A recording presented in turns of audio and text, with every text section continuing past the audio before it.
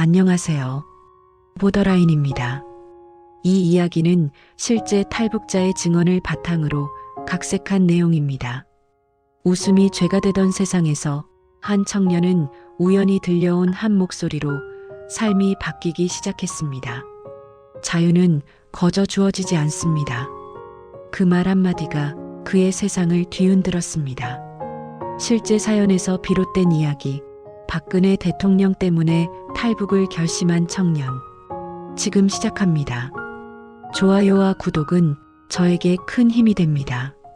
평양 외곽의 금속 공장은 늘 같은 소리를 냈다. 쾅쾅 철판이 부딪히는 소리, 지글지글 녹은 쇳물이 흘러내리는 소리, 그리고 사람들의 숨소리조차 들리지 않는 공기. 그 소리는 새벽 5시부터 시작되어 밤 11시까지 이어졌다. 공장의 천장은 낮고 어두웠다. 햇빛은 작은 창문 틈으로만 새어 들어왔고 그마저도 쇳가루와 먼지에 가려 흐릿했다. 벽은 검은 기름때로 뒤덮여 있었고 바닥은 녹물과 쇳가루가 뒤섞인 진흙처럼 미끄러웠다. 공기는 뜨겁고 무거웠다. 용광로에서 뿜어져 나오는 열기가 좁은 공간을 가득 채웠다. 숨을 쉴 때마다 목구멍이 따갑고 폐 깊숙한 곳까지 쇳가루가 파고드는 느낌이었다. 그 안에서 청년 정민 25는 매일 16시간을 보냈다. 그의 손은 화상 자국과 굳은 살로 뒤덮여 있었다. 손톱 밑은 검은 쇳가루가 박혀 있었고 아무리 씻어도 지워지지 않았다. 얼굴은 항상 그 으름으로 얼룩져 있었고 머리카락은 쇳가루로 뻣뻣하게 굳어 있었다. 그의 눈은 언제나 충혈되어 있었다. 뜨거운 공기와 날카로운 먼지 때문에 눈을 제대로 뜰 수조차 없었다. 매일 같은 작업의 반복이었다. 철판을 나르고 쇳물을 붓고 식히고 다시 나르는 일. 끝이 없는 순환. 그의 몸은 이미 기계의 일부가 된 것 같았다. 생각할 틈도 쉴 틈도 없었다. 오직 움직이고 또 움직일 뿐이었다. 하루 세끼 대신 받은 건 소금국 한 그릇. 아침 6시, 점심 12시, 저녁 8시. 3번 모두 같은 것이었다. 커다란 양은 냄비에 담긴 묽은 국. 소금 몇 알갱이와 무 조각 2-개가 떠다니는 것이 전부였다. 가끔 감자 껍질이 보이면 그날은 운이 좋은 날이었다. 배식 시간이 되면 노동자들은 줄을 섰다. 아무도 말하지 않았다. 그저 묵묵히 자기 차례를 기다렸다. 국자로 한번 떠서 그릇에 담아주면 그게 전부였다. 더 달라고 할 수도 불평할 수도 없었다. 정민은 그 국을 천천히 마셨다. 뜨겁고 짜고 맛이 없었지만 그것이 하루를 버티는 유일한 힘이었다. 국을 다 마신 후에는 그릇에 남은 소금기를 손가락으로 긁어서 하찼다. 조금이라도 더 염분을 섭취해야 했다. 땀으로 빠져나가는 염분을 보충하지 못하면 몸이 축 늘어졌고 다음날 일어설 힘조차 없었다. 배고픔은 항상 따라다녔다. 아침에 일어나면 배고팠고 일하는 내내 배고팠고 밤에 잠들 때도 배고팠다. 배고픔은 통증이 되었다. 위가 비어서 아프고 온몸에 힘이 빠지고 머리가 어지러웠다. 하지만 참아야 했다. 불평하면 배급이 더 줄어들었다. 그는 아침부터 밤까지 쇳가루를 뒤집어 쓰고 살았다. 용광로 앞에 서면 얼굴이 화끈거렸다. 1500도가 넘는 쇳물이 흘러내릴 때마다 불꽃이 튀었고 그 불꽃은 옷과 피부에 작은 구멍을 냈다. 팔과 다리에는 화상 자국이 수없이 많았다. 어떤 것은 아물었고 어떤 것은 아직도 진물이 흘렀다. 하지만 치료는 없었다. 그저 물로 헹구고 다시 일터로 돌아갈 뿐이었다. 약도 없고 붕대도 없고 소독약도 없었다. 상처는 저절로 아물기를 기다려야 했다. 감염되면 열이 나고 몸이 떨렸지만 그래도 일은 해야 했다. 쓰러지지만 않으면 일을 시켰다. 철판을 옮길 때는 두꺼운 장갑을 끼웠지만 그 장갑조차 너무 낡아서 속이 다 보였다. 뜨거운 철판을 잡으면 손바닥이 익는 것 같았다. 하지만 멈출 수 없었다. 멈추면 할당량을 채우지 못했고, 할당량을 채우지 못하면 배급이 줄어들었다. 배급이 줄어들면 살 수 없었다. 그래서 모두가 아파도, 다쳐도, 쓰러질 것 같아도 일했다. 선택의 여지가 없었다. 정민동무, 사상 느슨해진 거 아냐? 공장 반장이 눈을 가늘게 떴다. 반장은 40대 중반의 남자였다. 얼굴은 각지고 눈빛은 차갑고 날카로웠다. 그는 항상 노동자들을 감시했다. 누가 게으른지, 누가 불만을 품고 있는지, 누가 체제에 충성하지 않는지. 그의 눈은 모든 것을 놓치지 않았다. 반장은 작은 수첩을 항상 가지고 다녔다. 그 안에는 노동자들의 행동 기록이 빼곡히 적혀 있었다. 누가 언제 쉬었는지, 누가 배식 시간에 불평했는지, 누가 작업 속도가 느린지. 모든 것이 기록되었다. 정민이 웃은 게 문제였다. 그것도 아주 작은 미소였다. 옆에서 일하던 동료가 철판을 떨어뜨려 크게 소리가 났고 그 모습이 순간적으로 우스워 보여 입꼬리가 살짝 올라갔을 뿐이었다. 하지만 반장은 그것을 놓치지 않았다. 그는 멀리서도 어둠 속에서도 작은 변화를 감지했다. 뭐가 그리 웃음나? 반장의 목소리는 낮고 위협적이었다. 정민은 고개를 숙였다.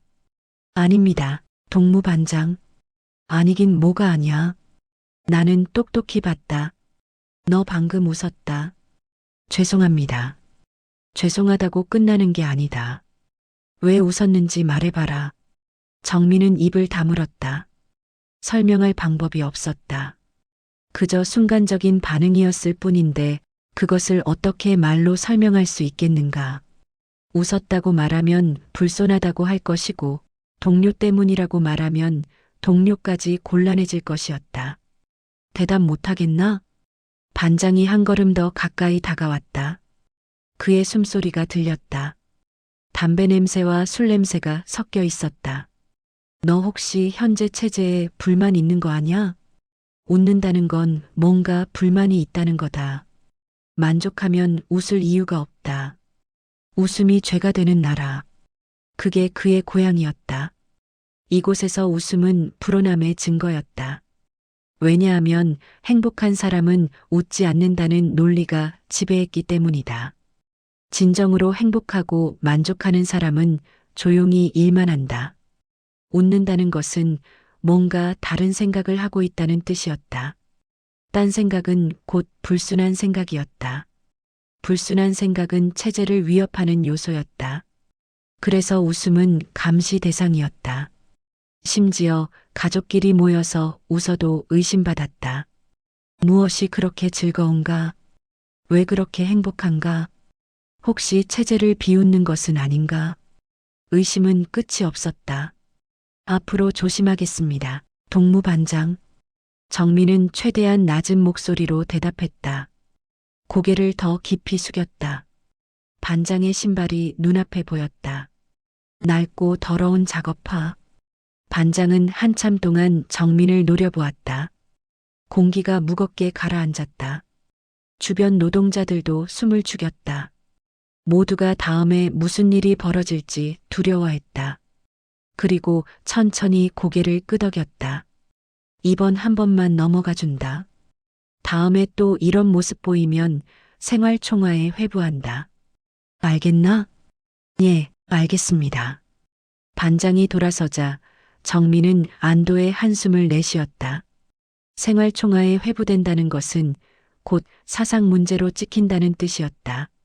한 번 찍히면 끝이었다. 감시가 더 심해지고 배급이 줄어들고 결국엔 어디론가 끌려가게 된다. 정치범 수용소. 그곳에 들어간 사람은 살아나오지 못한다는 소문이 있었다. 정민은 다시 용광로 앞으로 돌아갔다. 손에 철판을 들고 불꽃 속으로 밀어 넣었다. 쇳물이 지글거리며 녹아내렸고 뜨거운 김이 얼굴을 때렸다. 하지만 그는 표정을 바꾸지 않았다. 그저 묵묵히 일을 계속했다. 손은 떨렸지만 멈추지 않았다. 심장은 빠르게 뛰었지만 겉으로 드러내지 않았다. 그는 로봇처럼 움직였다. 감정 없이, 생각 없이. 그렇게 해야 살아남을 수 있었다. 밤이 되면 그는 늘 같은 장소로 향했다. 공장 창고 구석, 녹슨 기계 뒤. 창고는 어둡고 습했다. 오래된 기계들이 쌓여 있었고 녹냄새와 곰팡이 냄새가 진동했다. 천장에서는 물이 뚝뚝 떨어졌고 바닥은 진흙처럼 질척거렸다. 하지만 이곳은 유일하게 안전한 곳이었다. 감시 카메라도 없었고 사람도 오지 않았다. 아무도 이 낡은 창고에는 관심이 없었다. 폐기된 기계들만 가득한 곳, 먼지와 녹만 쌓이는 곳. 하지만 정민에게는 유일한 안식처였다. 정민은 조심스럽게 녹슨 기계 뒤로 몸을 숨겼다. 손으로 바닥을 더듬어 느슨한 철판을 찾았다. 철판을 들어 올리자 작은 구멍이 나타났다. 그 안에는 낡은 천으로 감싼 물건이 숨겨져 있었다. 천을 풀자 작은 라디오가 모습을 드러냈다. 그곳엔 작은 단파 라디오가 숨겨져 있었다. 라디오는 손바닥만 한 크기였다. 케이스는 깨지고 플라스틱 조각이 떨어져 나가 있었다. 안테나는 절반이 부러져 철사로 연결해 놓았다. 다이얼은 녹슬어 돌리기 어려웠다. 하지만 그것은 정민에게 가장 소중한 물건이었다. 세상과 연결된 유일한 통로, 자유를 들을 수 있는 유일한 창문. 이 라디오는 3년 전 공장 폐자재 더미에서 우연히 발견한 것이었다. 아마도 누군가 버린 것이거나 압수당한 물건이 잘못 흘러들어온 것 같았다. 정민은 그것을 몰래 가져와 수리했다. 부품을 하나하나 고치고 배터리를 구하고 안테나를 연결했다. 밤마다 조금씩, 아주 조금씩 수리했다. 손가락이 까지고 눈이 빠질 것 같았지만 포기하지 않았다. 녹슨 배터리 2개로 돌리는 낡은 기기. 배터리는 이미 수명이 다한 것들이었다. 정민은 공장 구석구석을 뒤져버려진 배터리를 찾아냈다. 어떤 것은 부식되어 있었고 어떤 것은 액체가 새어나왔다. 하지만 2개를 직렬로 연결하면 간신히 전기가 흘렀다. 라디오가 켜지는 시간은 길어야 30분. 그 짧은 시간을 위해 정민은 일주일 동안 배터리를 아꼈다. 하루 5분씩만 듣고 나머지는 꺼두었다. 배터리가 완전히 죽으면 다시 구할 때까지 몇 주가 걸렸다. 수십 번 돌려야 겨우 잡히는 채널. 다이얼을 천천히 돌리면 지지직 잡음만 들렸다. 아무것도 들리지 않는 주파수가 대부분이었다. 국내 방송은 선전만 반복했다.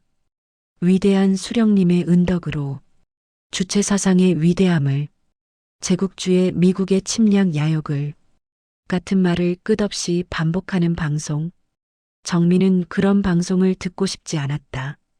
귀가 아프고 머리가 아프고 가슴이 답답해졌다. 그는 다이얼을 계속 돌렸다. 조금씩, 아주 조금씩, 지지직, 지익, 싸. 잡음이 계속되었다. 때로는 아무것도 잡히지 않았다. 1시간을 돌려도 잡음뿐. 하지만 포기하지 않았다. 언젠가는 들린다는 것을 알았기 때문이다. 그러다 어느 순간 희미하게 목소리가 들렸다. 그는 귀를 기울였다. 여기는 서울입니다. 잡음 속에서 희미하게 흘러나오는 말. 그 순간 그의 심장은 터질 듯 뛰었다. 서울. 그 단어만으로도 전율이 느껴졌다. 북에서는 서울이라는 단어조차 함부로 말할 수 없었다. 남조선 괴뢰라고 불러야 했다. 서울 괴뢰 정권이라고 해야 했다. 하지만 라디오 속 사람은 당당하게 말했다. 여기는 서울입니다. 자랑스럽게, 떳떳하게. 정민은 라디오를 귀에 바짝 붙였다. 목소리가 더 또렷하게 들렸다. 오늘 서울의 날씨는 맑고 날씨 이야기였다. 그냥 평범한 날씨 이야기. 하지만 정민에게는 그것이 마법 같았다. 자유롭게 날씨를 이야기할 수 있다는 것. 선전도 없고 강요도 없는 평범한 말. 오늘 주요 뉴스입니다. 아나운서의 목소리가 이어졌다. 정부는 오늘, 국회에서는, 시민들은, 라디오 속 세상은 너무 달랐다. 사람들이 자유롭게 웃고 싸우고 이야기했다. 정부를 비판하는 목소리도 들렸다. 정부의 이번 정책은 문제가 많습니다. 누군가 당당하게 말했다. 정민은 놀라움을 금치 못했다. 저렇게 말해도 되는 건가? 저 사람은 끌려가지 않는 건가? 죽지 않는 건가? 하지만 방송은 계속되었다. 아무 일도 일어나지 않았다. 그저 하나의 의견일 뿐이었다. 시민 여러분의 의견을 듣겠습니다. 라디오에서는 일반 사람들의 목소리가 흘러나왔다. 저는 이렇게 생각합니다. 제 의견은 다릅니다. 사람들은 자기 생각을 자유롭게 말했다. 누구의 허락도 받지 않고, 누구의 눈치도 보지 않고, 그저 자기 생각을 말할 뿐이었다. 어떤 사람은 정부를 지지했고, 어떤 사람은 반대했다. 하지만 모두가 자유롭게 말할 수 있었다. 정민은 눈물이 날 것 같았다. 이런 세상이 존재한다는 것이 믿기지 않았다. 말할 수 있는 세상, 생각할 수 있는 세상, 자유로운 세상, 음악도 달랐다. 북에서는 혁명가요만 들을 수 있었다. 장군님의 은덕, 총대로 지키는 무거운 행진곡, 웅장한 혁명가. 하지만 라디오에서는 다른 음악이 흘러나왔다. 가벼운 리듬의 노래, 사랑을 이야기하는 노래, 웃음과 행복을 노래하는 음악. 정민은 그 음악을 들으며 가만히 눈을 감았다. 멜로디가 가슴속으로 스며들었다. 몸이 저절로 리듬을 탔다. 이런 느낌은 처음이었다. 대한민국 그 이름만 들어도 이상하게 따뜻했다. 대한민국. 그곳은 라디오 너머 어딘가에 있었다. 정민이 태어나서 한 번도 가본 적 없는 곳. 하지만 이상하게도 그리운 곳. 마치 잃어버린 고향 같은 느낌이었다. 원래 자기가 있어야 할 곳 같은 느낌. 오늘도 많은 탈북민들이 한국에 정착하고 있습니다. 라디오에서 누군가 말했다. 이들은 자유를 찾아 목숨을 걸고 국경을 넘었습니다. 정민의 귀가 쫑긋해졌다. 몸을 더 앞으로 숙였다. 한 탈북민은 이렇게 말했습니다. 처음 한국에 왔을 때 가장 놀란 것은 사람들이 웃는 모습이었습니다. 길거리에서, 식당에서, 아무 곳에서나 사람들이 웃었습니다. 제가 북에서는 웃는 것조차 조심해야 했거든요. 정민은 가슴이 먹먹해졌다. 저 사람도 나와 같은 경험을 했구나. 웃음이 죄가 되는 곳에서 살았구나. 감시당하며 살았구나. 하지만 이제는 자유롭게 웃을 수 있구나. 언젠가는 저곳으로 가야겠다. 정민은 작은 목소리로 중얼거렸다. 그는 매일 그렇게 다짐했다. 매일 밤 라디오를 듣고 매일 밤 같은 꿈을 꿨다. 자유로운 나라, 웃어도 되는 나라, 말해도 되는 나라, 살아도 되는 나라. 그곳으로 가겠다고, 반드시 가겠다고. 하지만 탈출은 쉽지 않았다. 두만강까지는 200km. 그 사이에는 검문소가 수십 개 있었다. 통행증 없이는 한 발자국도 움직일 수 없었다. 마을과 마을 사이에도 검문소가 있었다. 길목마다 군인이 지키고 있었다. 신분증을 검사하고 소지품을 뒤지고 목적지를 물었다. 조금이라도 수상하면 잡혀갔다. 강을 건너려면 국경경 비대를 피해야 했다. 그들은 총을 들고 있었고 주저없이 쏘았다. 탈북자를 쏘면 포상을 받았다. 승진도 하고 배급도 더 받았다. 그래서 그들은 기꺼이 방아쇠를 당겼다. 강 너머 중국에 가도 안전하지 않았다. 중국 공안은 탈북자를 잡아 북으로 송환했다. 송환된 사람들은 정치범 수용소로 끌려갔다. 그곳에서 돌아온 사람은 없었다. 죽거나 죽거나 그 두 가지뿐이었다. 정민은 알고 있었다. 이 계획이 얼마나 위험한지, 성공 확률이 얼마나 낮은지. 하지만 여기 남아있는 것도 천천히 죽는 것과 같았다. 매일 쇳가루를 마시고, 매일 굶주리고, 매일 감시당하며 사는 것. 그것은 삶이 아니었다. 그냥 존재일 뿐. 숨만 쉬는 것일 뿐. 그래서 그는 조금씩 준비했다. 지도를 그렸다. 공장에서 나오는 폐지의 기억을 더듬어 두만강까지의 경로를 그렸다. 어디에 검문소가 있는지, 어디로 우회해야 하는지, 어느 마을을 피해야 하는지, 어느 시간에 경비가 약한지, 들은 이야기, 본 지도 모든 것을 기억해서 그렸다. 음식도 모았다. 배급에서 받은 옥수수를 조금씩 아꼈다. 한 끼에 3개를 받으면 2개만 먹고 하나는 숨겼다. 천천히, 아주 천천히. 누구도 눈치채지 못하게 바닥 밑, 천장 위, 구석구석에 숨겼다. 하지만 그날 작은 실수가 그의 인생을 무너뜨렸다. 그날도 정민은 평소처럼 창고로 향했다. 밤 11시, 공장 작업이 끝나고 모두가 숙소로 돌아간 시간. 복도는 조용했다. 발소리만 메아리 쳤다. 정민은 창고 문을 조심스럽게 열었다. 삐걱. 낡은 문이 소리를 냈다. 그는 잠시 멈춰서서 주변을 살폈다. 아무도 없었다. 어둠 속에서 녹슨 기계를 더듬어 찾아갔다. 손에 익숙한 경로. 눈을 감고도 찾아갈 수 있었다. 철판을 들어 올리고 라디오를 꺼냈다. 배터리를 연결하고 다이얼을 돌렸다. 지지직. 잡음이 흘렀다. 조금 더 돌렸다. 여기는 서울입니다. 목소리가 들렸다. 정민은 미소를 지었다. 오늘도 성공이었다. 서울의 목소리. 자유의 목소리. 하지만 그 순간 뒤에서 불빛이 비쳤다. 뭐 하는 거냐? 정민의 심장이 멎었다. 온몸이 얼어붙었다. 천천히 고개를 돌렸다. 공장 보이부원이 손전등을 들고 서 있었다. 라디오? 보이부원이 한 걸음 다가왔다. 구두 소리가 바닥에 울렸다. 그것도 남조선 방송? 정민은 아무 말도 할 수 없었다. 목이 막혔다. 입술이 떨렸다. 손에서 라디오가 떨어졌다. 바닥에 떨어진 라디오에서는 여전히 서울의 목소리가 흘러나왔다. 자유로운 대한민국.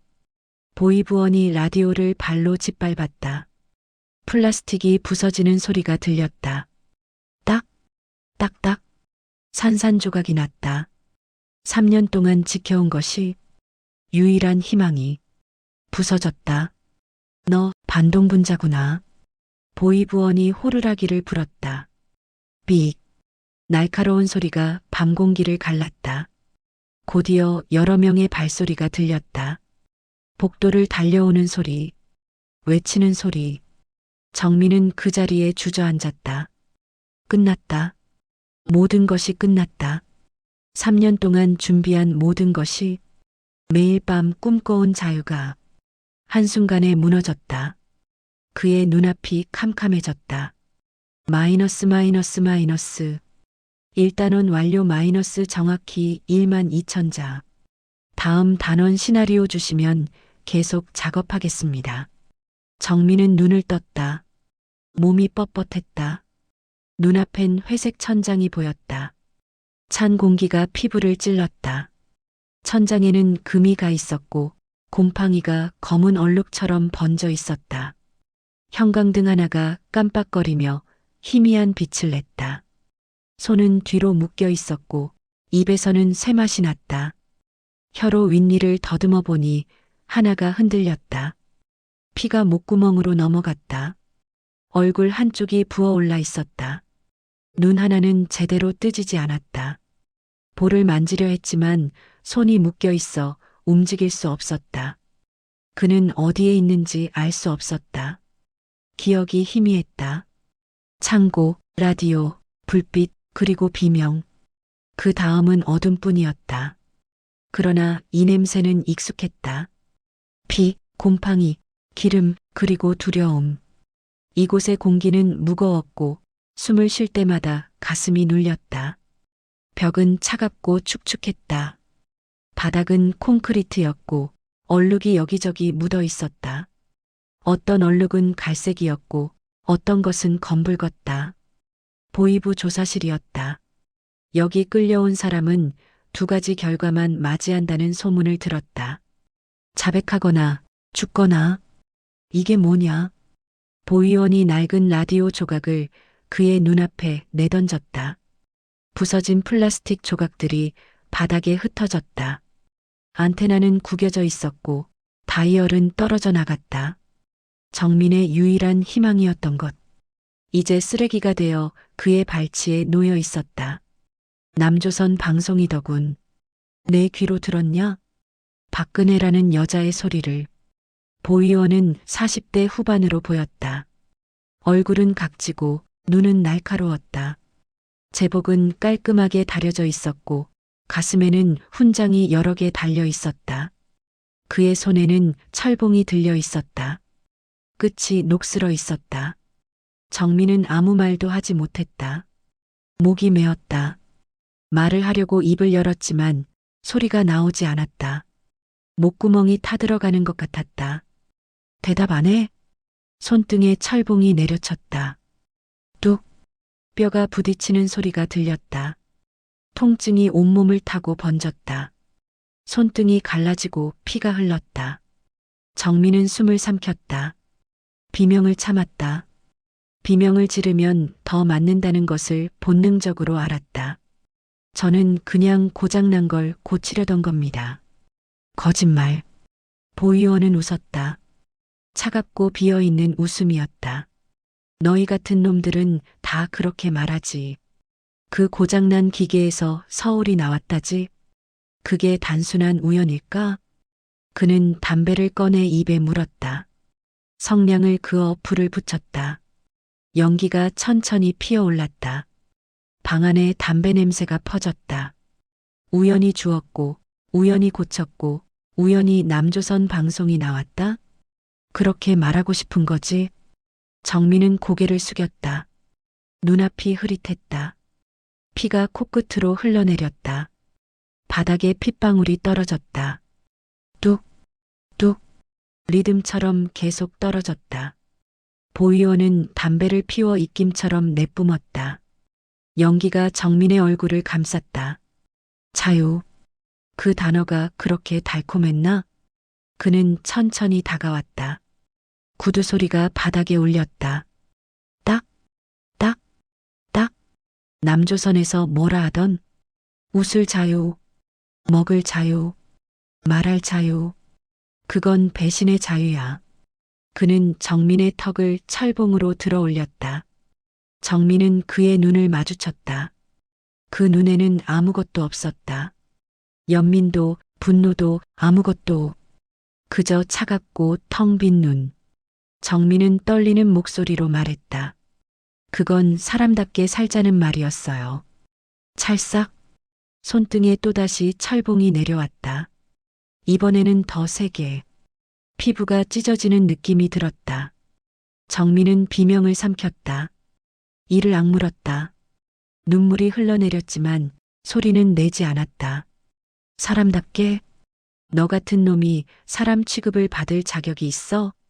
보위원의 얼굴엔 미소가 번졌다. 입꼬리만 올라간 기묘한 미소. 너는 이제 동무가 아니다. 국가의 적이다. 반역자다. 배신자다. 그는 담배를 바닥에 던지고 발로 비볐다. 그리고 적은 어떻게 되는지 알지? 정민은 대답하지 않았다. 보위원이 문을 두드렸다. 문이 열리고 2명의 군인이 들어왔다. 데려가. 군인들이 정민의 팔을 붙잡았다. 그를 끌고 복도로 나갔다. 복도는 길고 어두웠다. 양쪽에 철문들이 줄지어 있었다. 어떤 문 뒤에서는 신음소리가 들렸고 어떤 곳에서는 비명이 새어나왔다.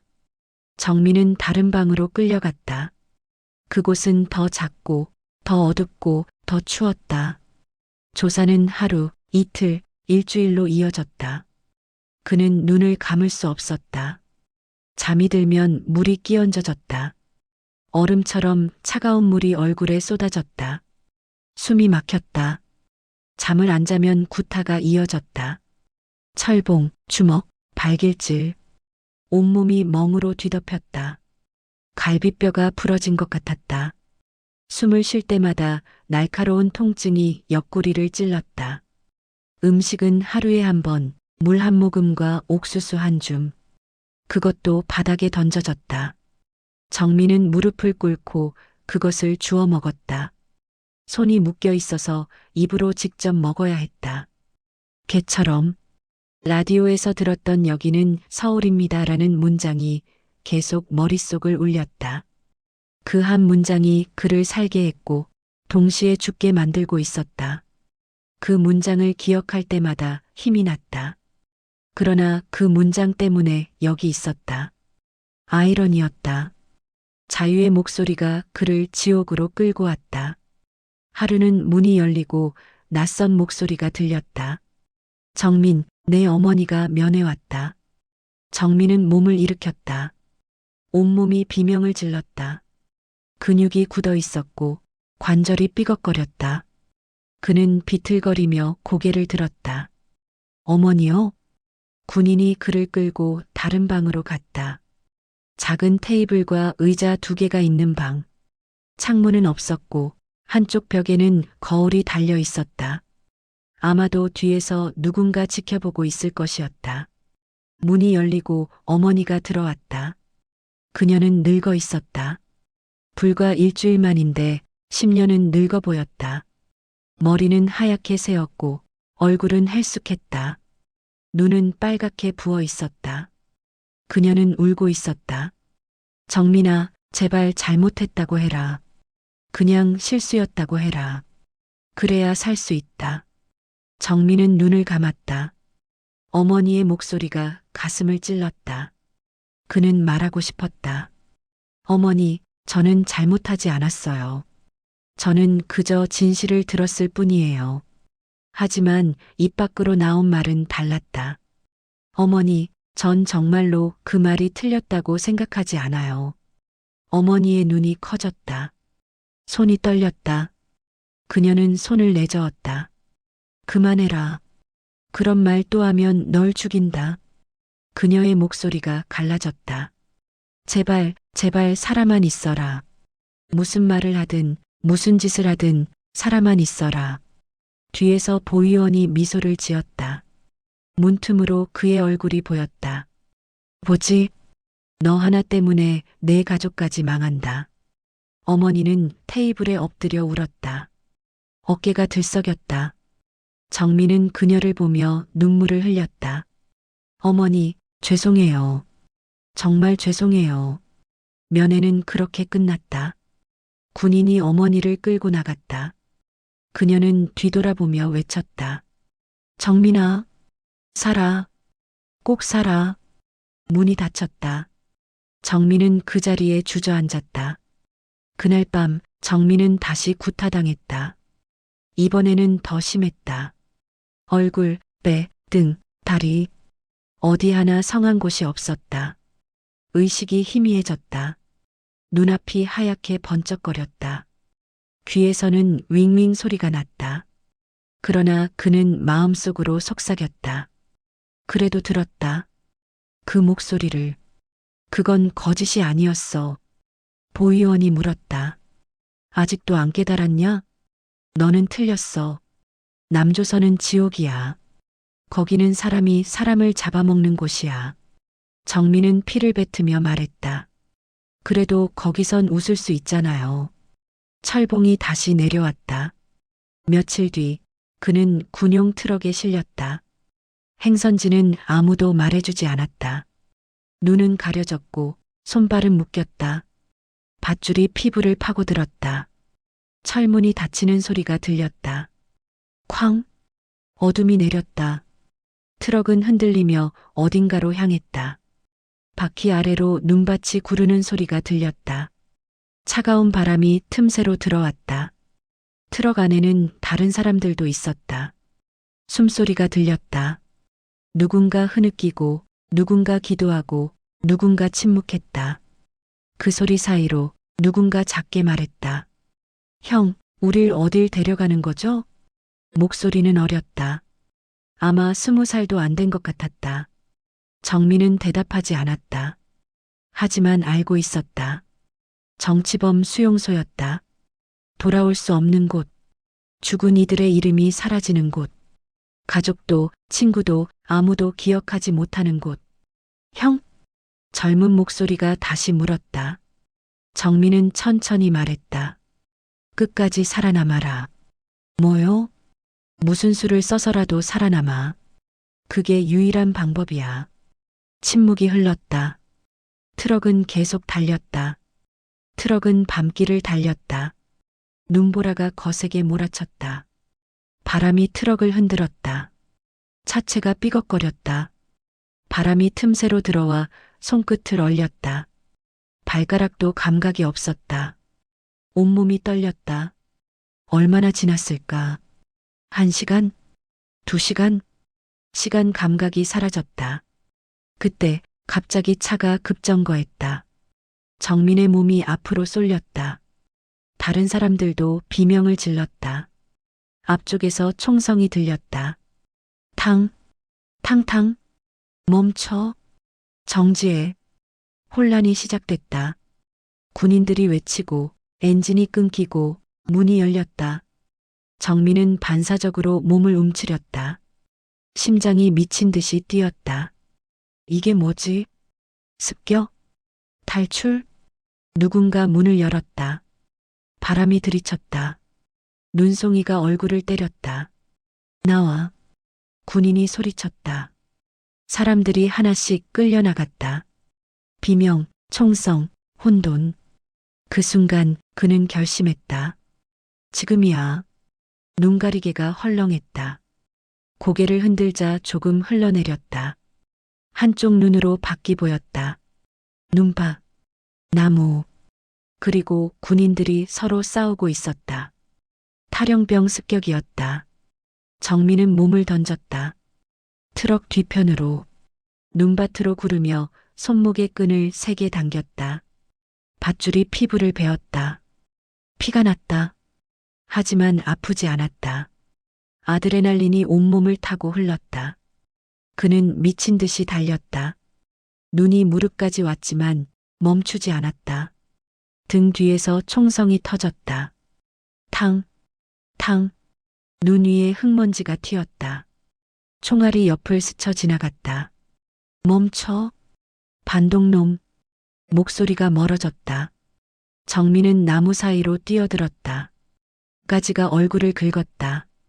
발이 돌에 걸려 넘어졌다. 일어났다. 다시 달렸다. 바람이 더 세차게 불었다. 하늘과 땅이 하나로 섞였다. 앞이 보이지 않았다. 그저 앞으로, 앞으로만 나아갔다. 정민은 숨을 몰아쉬며 외쳤다. 살아야 해. 그녀가 말했던 그 세상을 봐야 해. 라디오 속 목소리가 떠올랐다. 여기는 서울입니다. 그 문장이 그를 끌어당겼다. 눈발이 얼굴을 때렸다.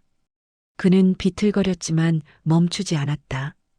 발밑에 얼음이 깨졌다. 딱, 딱딱. 얼음 아래로 검은 물이 출렁였다. 강물 소리가 들렸다. 두만강이었다. 여기가 경계야. 그는 속삭였다. 강 건너가 중국이다. 중국만 가면 그 다음은 어떻게든 될 것이다. 한 발, 또 한 발. 얼음 위에 발을 디뎠다. 얼음이 삐걱거렸다. 금이 갔다. 하지만 아직 버텼다. 차가운 물이 무릎을 삼켰다. 숨이 멎는 듯한 추위였다. 온몸이 얼어붙었다. 손가락이 하얗게 질렸다. 하지만 그는 나아갔다. 뒤에서 또 총성이 울렸다. 탕! 얼음 조각이 터졌다. 물이 튀었다. 너무 가까웠다. 그는 온몸으로 물속으로 몸을 던졌다. 살기 위해 차가운 물이 온몸을 감쌌다. 심장이 멎는 듯 했지만 그는 발을 저었다. 팔을 휘저었다. 물이 입으로 코로 들어왔다. 숨이 막혔다. 하지만 멈추지 않았다. 발이 바닥에 닿지 않았다. 물이 너무 깊었다. 옷이 물을 먹어 무거웠다. 몸이 가라앉았다. 아래로, 아래로. 머릿속엔 오직 한 문장만이 떠올랐다. 자유는 스스로 선택하는 것입니다. 그가 처음 라디오에서 들었던 그 말. 어느 탈북민의 인터뷰. 저는 자유를 선택했습니다. 죽음을 무릅쓰고 그 문장이 얼음보다 더 뜨겁게 가슴을 태웠다. 정민은 두만강을 건너며 속삭였다. 나는 지금 나를 선택한다. 발이 바닥에 닿았다. 다시 차올랐다.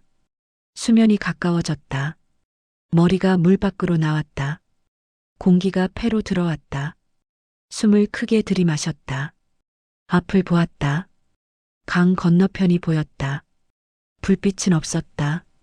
하지만 거기가 중국이었다. 자유로 가는 첫 번째 관문. 정민은 팔을 저었다. 다리를 찼다. 조금씩 조금씩 앞으로 나아갔다. 뒤에서 외치는 소리가 들렸다. 놓쳤다. 강으로 뛰어들었다. 쏴, 쏴. 하지만 총성은 더 이상 들리지 않았다. 너무 멀어진 것이다. 정민은 계속 헤엄쳤다. 팔이 천근만근이었다. 다리가 풀렸다. 의식이 흐려졌다. 하지만 멈추지 않았다. 조금만 더, 조금만 더.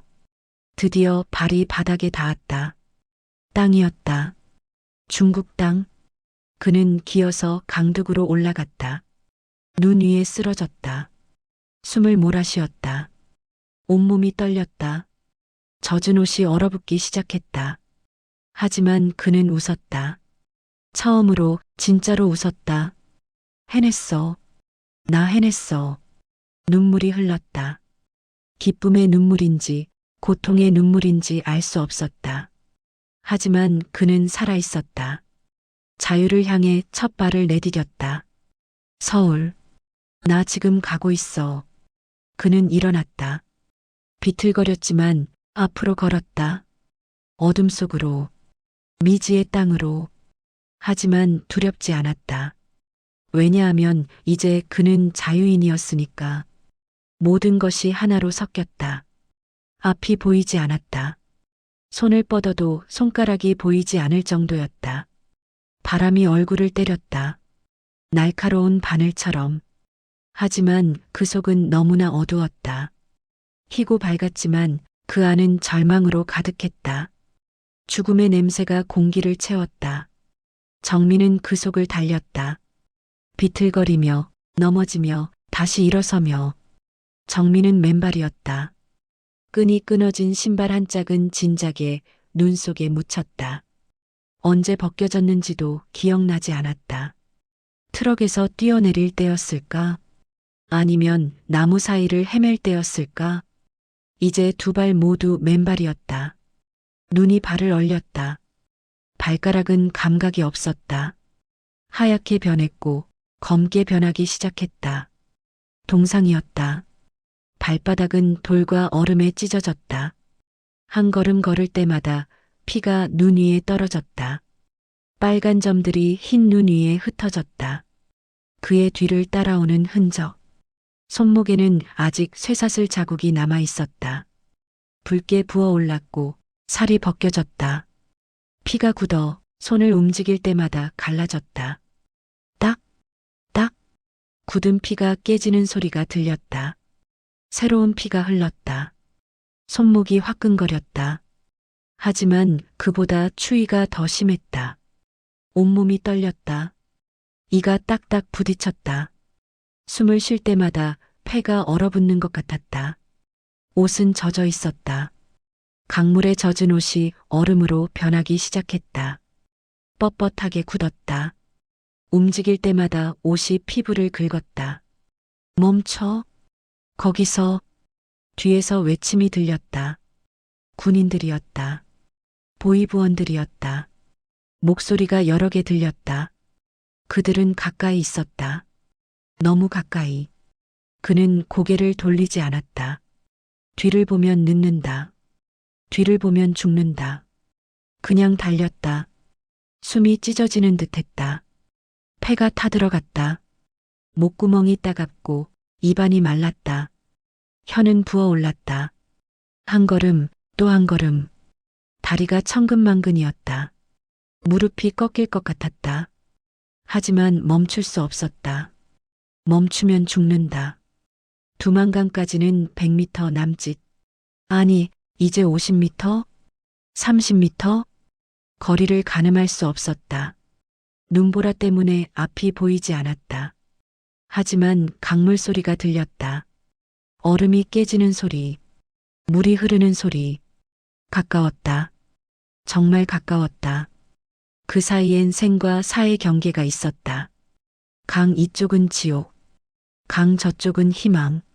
아직 자유는 아니지만 희망이었다. 총성이 울렸다. 탕, 귀가 멍했다. 심장이 뛰는 소리가 커졌다. 쿵쿵쿵, 눈이 터지고 흙먼지가 날렸다. 총알이 그의 옆을 스쳤다. 너무 가까웠다. 한 발이 스쳤다. 어깨, 뜨거웠다. 불타는 것 같았다. 피가 흘렀다. 옷이 젖었다.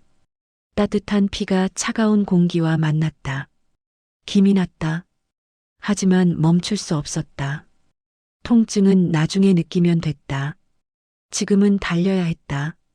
지금 멈추면 끝이다. 정민은 이를 악물었다. 어금니가 부딪혔다.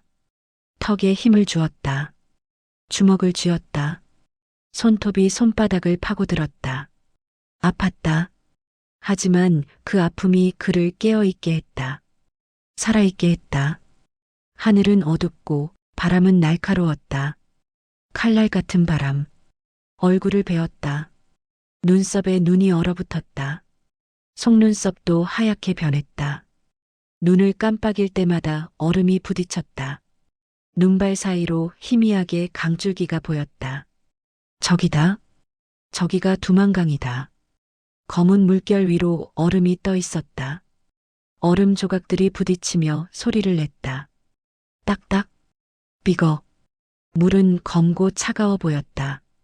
김이 피어올랐다. 강물이 얼지 않은 것은 물이 빠르게 흐르기 때문이었다. 얼음이 생기고 깨지고 다시 흘러가고 그 반복. 그는 그대로 몸을 던졌다. 주저하지 않았다. 생각할 시간이 없었다. 생각하면 못 뛰어든다. 몸이 공중에 떴다. 한순간 모든 것이 느려졌다. 바람소리, 총성, 외치는 소리. 모두가 멀어졌다. 그리고 쾅! 차가운 물이 온몸을 휘감았다. 순간적으로 모든 공기가 폐에서 빠져나갔다. 숨이 멎었다. 온몸이 경직됐다. 근육이 굳었다. 팔다리가 말을 듣지 않았다. 차가움이 뼈까지 파고들었다. 심장이 미친 듯이 뛰었다. 너무 빨라서 터질 것 같았다. 물이 입으로, 코로 들어왔다. 쓰디쓴 맛, 흙냄새, 얼음이 머리를 때렸다. 둔탁한 소리와 함께 통증이 퍼졌다. 물속은 어두웠다. 빛이 닿지 않았다. 눈을 떠도 아무것도 보이지 않았다. 어디가 위고 어디가 아래인지 방향 감각이 사라졌다. 공황이 밀려왔다. 죽는다. 여기서 죽는다. 하지만 그는 손으로 얼음을 쳤다. 주먹으로, 손바닥으로, 필사적으로. 열려라 제발. 얼음은 단단했다.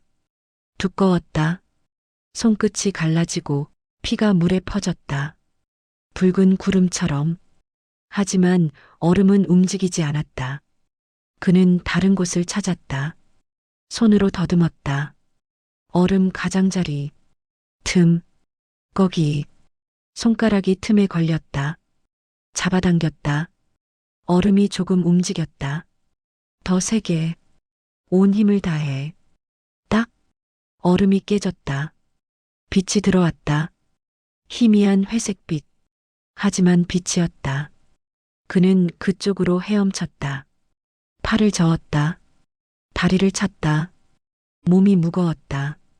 옷이 물을 먹어 납덩이 같았다. 하지만 포기하지 않았다. 그는 울지 않았다. 물속에서 울음이 나올 리 없었다. 하지만 마음은 울고 있었다. 그는 소리치지 않았다. 물속에서 소리는 무의미했다. 하지만 마음은 외치고 있었다. 대신 마음속으로 되뇌었다. 자유는 스스로 선택하는 것이다. 라디오에서 들었던 말, 탈북민의 말. 저는 자유를 선택했습니다. 그 말이 계속 울렸다. 자유, 선택. 그 단어들이 그를 끌어당겼다. 그 문장이 그를 살리고 있었다. 온몸이 얼어붙는데도 심장은 타올랐다. 뜨겁게, 격렬하게, 살고자 하는 의지가, 자유를 향한 갈망이 그를 살렸다. 손이 수면을 뚫고 나왔다. 공기, 숨을 들이마셨다. 크게, 깊게, 공기가 폐로 들어갔다. 차갑고 달고 생명 같은 공기. 머리가 물 밖으로 나왔다. 눈을 떴다. 세상이 보였다. 하얀 세상, 눈보라. 하지만 아름다웠다. 살아있다는 것이, 숨쉰다는 것이. 뒤에서 또 총성이 울렸다. 탕, 탕, 탕. 연속으로. 불빛이 흔들렸다. 손전등. 보이부원들이 강둑을 따라 내려왔다. 그들의 실루엣이 보였다. 3명. 아니, 4명. 반동놈, 잡아라. 넘어가면 바로 사살이다. 그들이 외쳤다. 목소리에 분노가 섞여 있었다.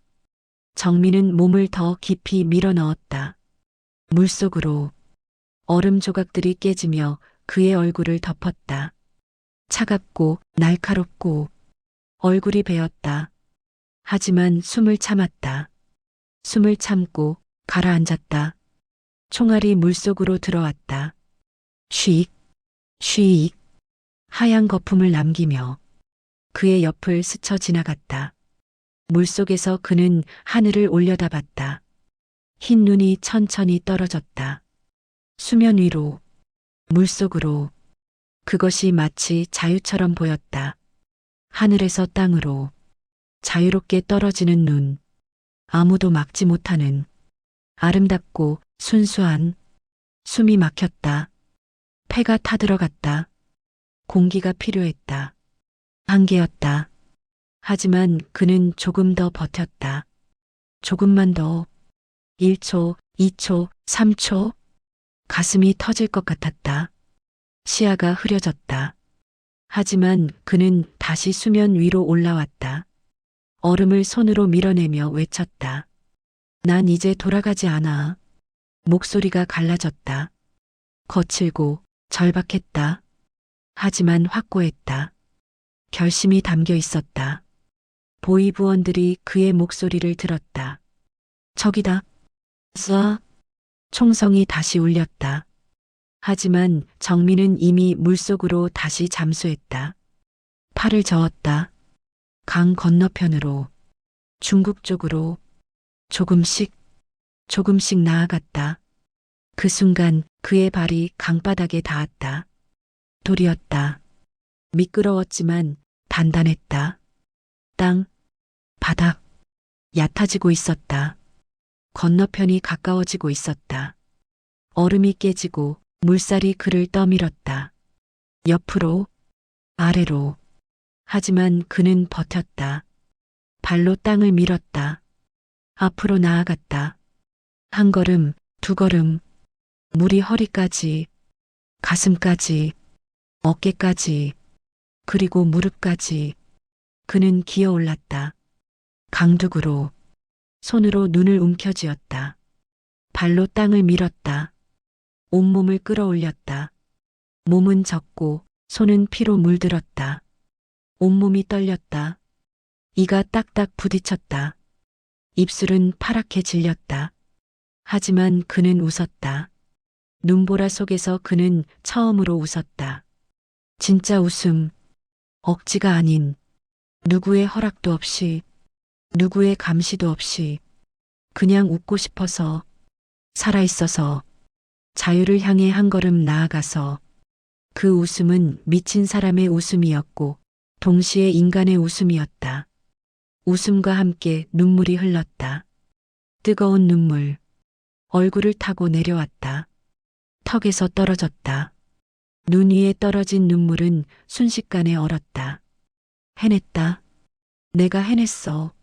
목소리가 떨렸다. 하지만 확신에 차 있었다. 그는 그대로 쓰러졌다. 힘이 빠졌다. 다리가 풀렸다. 무릎이 꺾였다. 몸이 눈 위로 쓰러졌다. 차갑고 부드러운 눈. 숨을 몰아쉬며 눈 위에 누웠다. 가슴이 격렬하게 오르내렸다. 심장이 미친 듯이 뛰었다. 살아있다. 살아있다. 하늘을 봤다. 끝없는 하얀 하늘. 눈이 계속 내렸다. 얼굴 위로, 몸 위로, 조용히, 평화롭게. 그 속에서 그는 속삭였다. 박근혜 대통령님. 목소리가 가늘었다. 떨렸다. 그 말이 저를 살렸습니다. 라디오에서 들었던 목소리. 여기는 서울입니다. 그 문장. 자유는 스스로 선택하는 것입니다. 그 말. 그것이 그를 여기까지 오게 했다. 죽음의 강을 건너게 했다. 지옥에서 탈출하게 했다.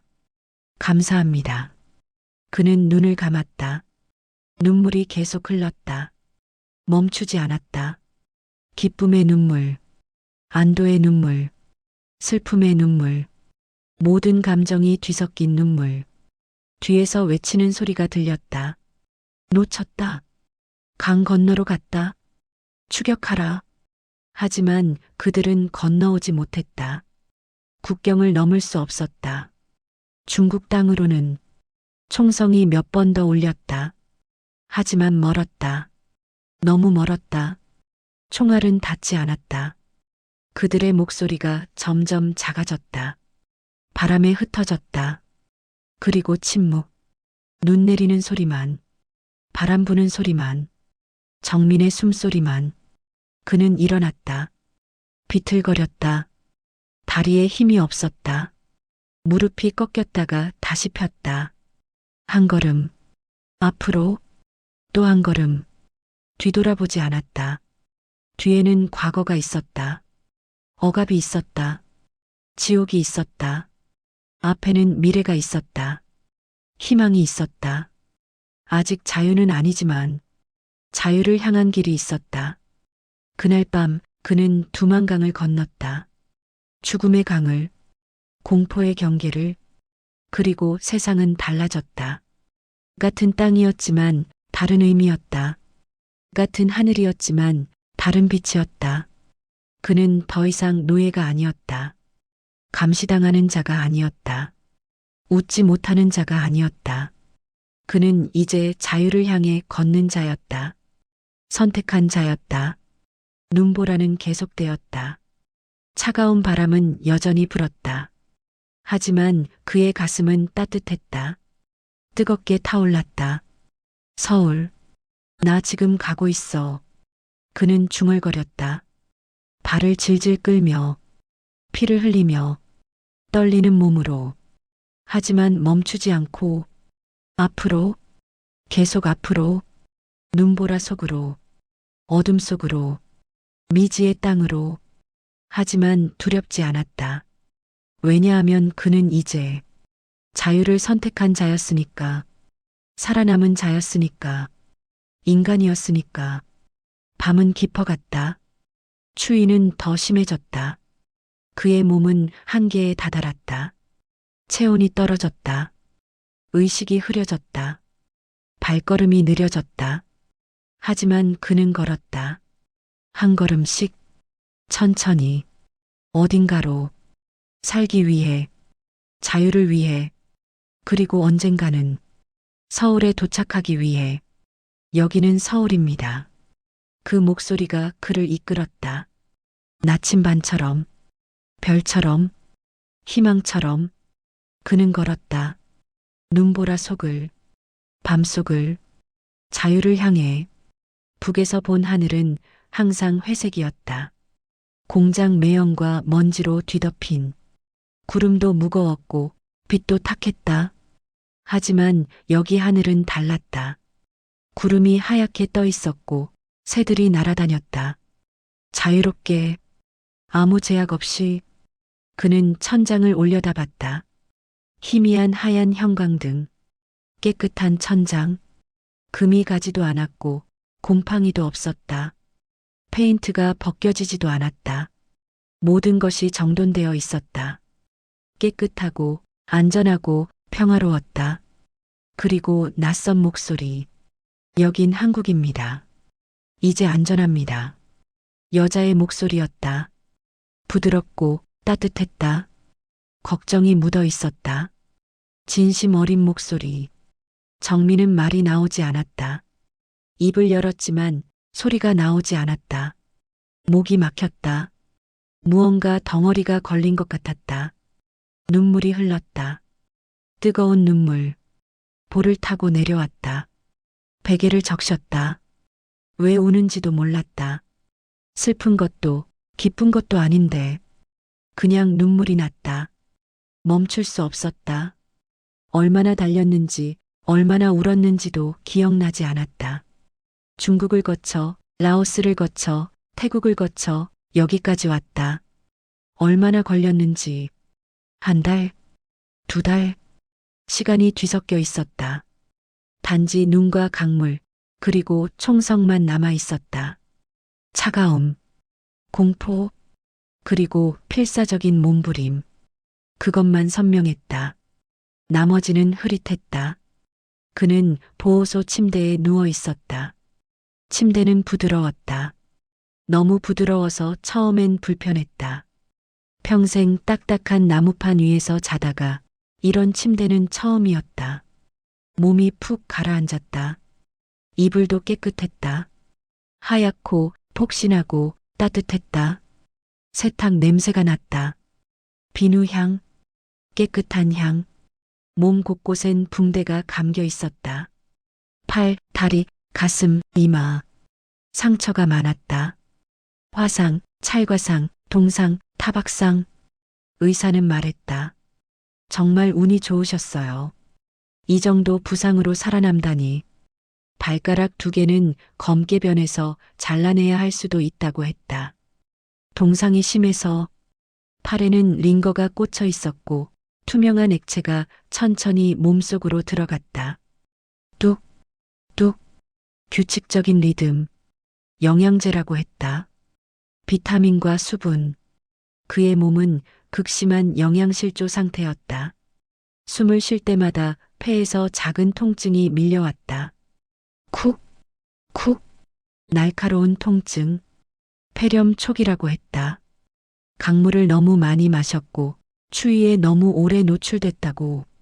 하지만 살았다. 기적적으로. 의사는 고개를 저으며 말했다. 보통은 이런 경우 못 버텨요. 정말 강하시네요. 정민은 대답하지 않았다. 강해서가 아니었다. 살고 싶어서였다. 자유를 보고 싶어서였다. 한 간호사가 다가왔다. 하얀 가운을 입고 미소를 띤 얼굴. 20대 후반으로 보였다. 괜찮으세요? 정민은 고개를 끄덕였다. 천천히. 목이 뻣뻣했다. 간호사는 미소 지었다. 보조개가 생겼다. 이제부터는 마음껏 웃어도 돼요. 누구 눈치도 보지 않아도 되고요. 그 말에 정민은 한참 동안 아무 말도 하지 못했다. 웃어도 된다. 그게 그렇게 낯선 문장이었다. 허락이 필요 없다는 것. 감시가 없다는 것. 처벌이 없다는 것. 그는 천천히 입꼬리를 올렸다. 어색했다. 얼굴 근육이 굳어 있었다. 오랫동안 웃지 않아서. 근육이 기억을 잃은 것 같았다. 하지만 조금씩, 천천히 미소가 지어졌다. 간호사가 박수를 쳤다. 잘하셨어요. 정말 멋진 미소예요. 이제 시작이에요. 그녀는 물 한 잔을 건넸다. 투명한 유리컵. 정민은 두 손으로 받았다. 떨렸다. 손이 계속 떨렸다. 물을 마셨다. 천천히, 조금씩, 차갑고 깨끗하고 달았다. 이렇게 맑은 물은 처음이었다. 북에서는 물도 탁했다. 흙이 섞이고 녹물이 섞이고. 하지만 이 물은 달랐다. 투명하고 깨끗했다. 며칠 뒤 그는 한국어 교실에서 글을 배웠다. 보호소 2층 교실. 책상이 6개 놓여 있었다. 칠판에는 한글이 적혀 있었다. 선생님은 30대 여자였다. 같은 탈북민들이 함께 앉아 있었다. 10명쯤. 나이도 출신도 다양했다. 어떤 사람은 50대였고 어떤 사람은 20대였다. 한 여자는 10대였다. 모두 같은 눈빛을 하고 있었다. 두려움과 희망이 섞인, 과거를 담고 미래를 찾는. 누군가는 아직도 밤마다 악몽을 꿨고 비명을 지르며 깼다. 복도에서 울음소리가 들렸다. 누군가는 가족을 그리워하며 울었다. 북에 두고 온 어머니, 아버지, 동생, 아이. 그들을 다시 만날 수 있을까? 누구도 확신하지 못했다. 그 속에서 정민은 조용히 라디오를 들었다. 이번엔 합법적으로. 보호소에서 나눠준 작은 라디오. 새 것이었다. 상자에 담겨 있었다. 플라스틱 케이스도 멀쩡하고 안테나도 온전했다. 버튼을 누르면 켜졌다. 다이얼을 돌리면 선명하게 소리가 나왔다. 잡음도 없었다. 그 라디오에선 뉴스가 흘러나왔다. 오늘 서울 날씨는 맑고 기온은. 정부는 오늘 발표를 통해. 시민들은 이에 대해. 평범한 뉴스. 일상적인 뉴스. 하지만 정민에게는 마법 같았다. 자유롭게 말하는 소리. 검열 없는 목소리. 두려움 없는 언어. 그러던 어느 날. 오후 2시쯤이었다. 교실에서 한글을 쓰고 있었다. 받아쓰기 연습. 선생님이 읽어주는 문장을 적는 것. 라디오가 켜져 있었다. 배경음처럼. 그때 들렸다. 속보입니다. 박근혜 전 대통령 탄핵 확정. 그는 손을 멈췄다. 글씨를 쓰던 손이 펜이 종이에서 떨어졌다. 또르르. 펜이 책상 위를 굴렀다. 바닥에 떨어졌다. 귀를 의심했다. 탄핵? 다시 들었다. 라디오에 귀를 가까이 댔다. 헌법재판소는 오늘 박근혜 대통령 탄핵을 인용했습니다. 8대 0 만장일치로. 눈앞이 아득해졌다. 심장이 멎는 것 같았다. 그 목소리, 그 한마디가 자신을 살렸는데 그 주인공이 이제는 비난받고 있었다. 끌려 내려왔다고? 라디오는 계속 말했다. 국정농단 혐의로. 최순실 씨와의 관계가. 촛불 집회가 연일. 단어들이 머릿속에서 뒤섞였다. 이해할 수 없었다. 혼란스러웠다. 내가 목숨 걸고 믿었던 사람이. 내가 강을 건넌 이유가. 옆에 앉은 탈북민이 말했다. 충격이지? 나도 처음엔 그랬어. 그는 50대 남자였다. 함경도 출신. 여기선 대통령도 잘못하면 끌려 내려와. 신기하지? 북에선 상상도 못할 일이지. 정민은 대답하지 못했다. 입이 떨어지지 않았다. 그는 며칠 동안 말을 잃었다. 밥을 먹어도 맛이 없었다. 입에 넣고 씹었지만 맛을 느낄 수 없었다. 그냥 삼켰다. 기계적으로. 잠을 자도 꿈속에서 혼란스러웠다. 라디오 속 목소리와 탄핵 뉴스가 뒤섞였다. 여기는 서울입니다. 탄핵 확정. 두 문장이 계속 반복됐다. 모든 게 혼란스러웠다. 내가 믿었던 자유는 거짓이었을까? 그 목소리는 가짜였을까? 내가 강을 건넌 이유는 질문들이 끝없이 이어졌다. 답은 없었다. 머리가 아팠다. 가슴이 답답했다. 어느 날 상담사가 찾아왔다. 40대 여자, 안경을 쓴, 힘드시죠? 정민은 고개를 끄덕였다. 많은 탈북민들이 겪는 일이에요. 북에서 들었던 것과 남에서 보는 것이 다를 때 혼란스러워하죠.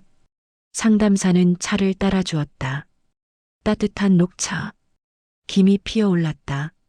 하지만 생각해 보세요. 당신이 강을 건넌 이유가 뭐였죠? 박근혜 대통령 때문이었나요? 아니면 자유 때문이었나요? 정민은 잠시 생각했다. 그날 밤이 떠올랐다. 눈보라, 강물, 총성, 자유. 그래요. 당신은 자유를 선택한 거예요. 누가 옳고 그르냐가 아니라 생각할 수 있는 자유를요. 정민은 차를 마셨다. 따뜻했다. 목으로 넘어갔다. 여기선 대통령도 비판할 수 있어요.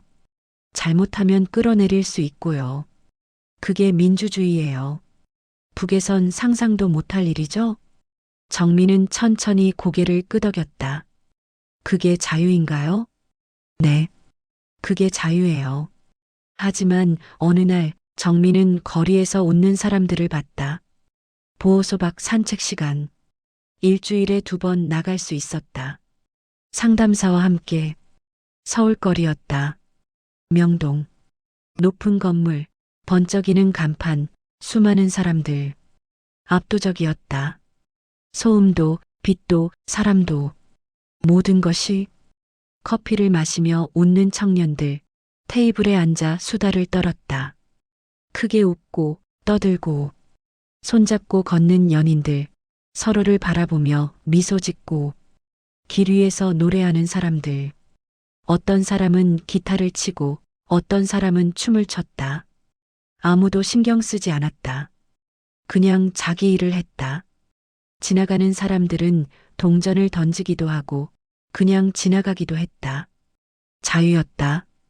광장에서는 집회가 열리고 있었다. 청계광장. 현수막이 펄럭였다. 정부는 답하라. 노동자의 권리를 보장하라. 최저임금 인상. 사람들이 외쳤다. 마이크를 잡고 자기 목소리로. 누군가는 정치인을 비판하고 이 정부는 무능하다. 누군가는 응원하고 있었다. 우리는 계속 싸울 것이다. 서로 다른 의견, 서로 다른 목소리. 하지만 모두가 말할 수 있었다. 자유롭게, 두려움 없이. 그런데 아무도 잡혀가지 않았다. 경찰이 서 있었지만 체포하지 않았다. 그저 질서를 유지할 뿐. 사람들은 자유롭게 말하고 자유롭게 떠났다. 집으로, 일상으로. 그 순간 그는 깨달았다. 아, 이게 자유구나. 가슴이 뛰었다. 쿵쿵. 심장이 울렸다. 눈물이 났다. 또. 하지만 이번엔 슬픔이 아니었다. 깨달음의 눈물. 자유란 완벽한 세상을 만드는 게 아니라 틀릴 수 있는 세상에서 생각할 수 있게 해주는 것. 실수할 수 있고, 비판할 수 있고, 다시 시작할 수 있는 것. 박근혜가 옳든 그르든 그것은 중요하지 않았다. 중요한 것은 사람들이 그것을 말할 수 있다는 것, 비판할 수 있다는 것, 선택할 수 있다는 것, 그리고 다음을 기대할 수 있다는 것. 이게 자유구나. 그는 중얼거렸다. 옆에 있던 상담사가 물었다. 무슨 생각하세요? 자유요. 진짜 자유를 봤어요. 상담사는 미소 지었다. 따뜻한 미소. 이제 이해하셨군요. 오래 걸리지 않았네요. 어떤 분은 몇 년이 걸리기도 해요. 정민은 그날 밤 일기장에 이렇게 적었다. 보호소에서 나눠준 노트, 파란색 표지, 딱딱한 표지. 첫 페이지를 펼쳤다. 하얀 종이. 그는 천천히 한글을 썼다. 아직 서툴렀지만 마음을 담았다. 한 글자, 한 글자. 정성스럽게. 그녀는 나를 정치로 구한 게 아니라 생각할 수 있는 인간으로 만들어줬다.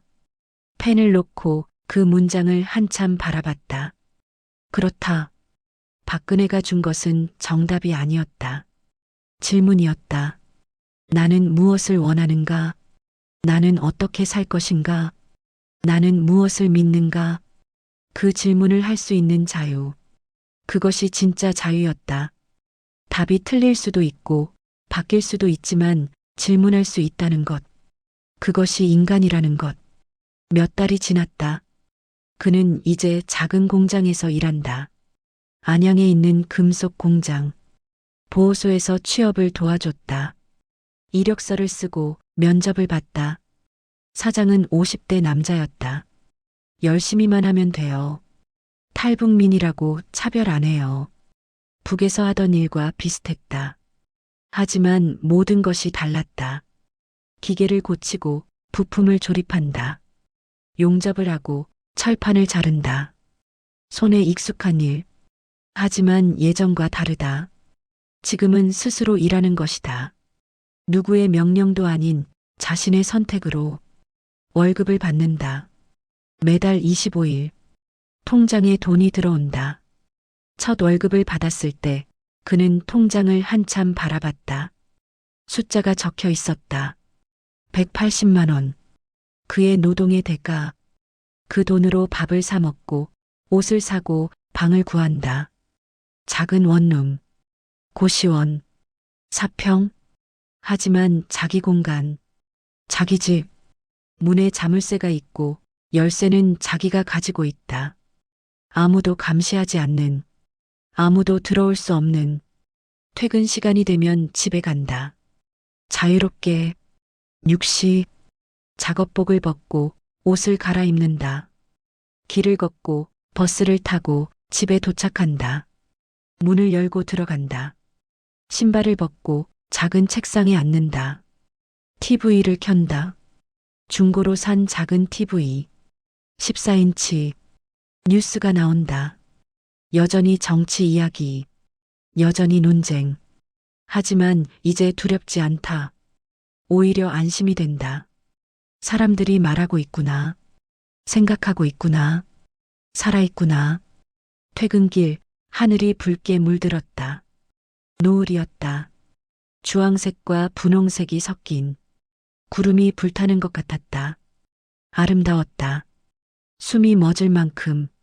그는 고개를 들어 태극기를 바라봤다. 건물 위에 펄럭이는 깃발. 빨강, 파랑, 하양, 검정. 바람에 펄럭이는 그 깃발 아래서 그는 조용히 속삭였다. 이제 나는 내 이름으로 산다. 정민. 그의 이름. 누가 지어준 이름이 아니라 자기가 선택한 삶을 사는 사람. 더 이상 번호가 아니라, 더 이상 동무가 아니라, 그냥 정민. 한 사람의 인간. 대한민국 국민. 거리에는 사람들이 오갔다. 웃고 떠들고 살아갔다. 모두가 자기 삶을 살고 있었다. 자유롭게, 당연하게. 정민도 그들 속을 걸었다. 한 사람으로, 평범한 사람으로. 저녁에 바람이 불었다. 시원하고 부드러웠다. 머리카락을 흔들었다. 옷자락을 펄럭였다.